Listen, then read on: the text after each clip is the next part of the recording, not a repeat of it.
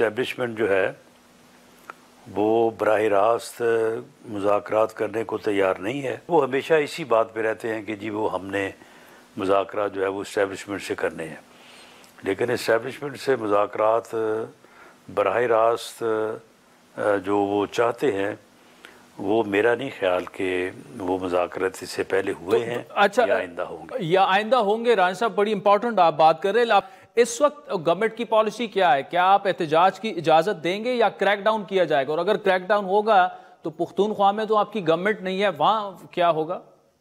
देखें, KPK में क्या करना है इसके मुतल्लक मेरा ख्याल है कि अगले 1-2 दिन में फ़ैसला हो जाएगा और इस मरतबा इस बात को यकीनी बनाया जाएगा कि KPK से कोई इस तरह से हमला की कोशिश, कोई इस तरह से चढ़ाई जो है वो कैपिटल पे आए रोज़ जो है ये अफोर्ड नहीं की जा सकती।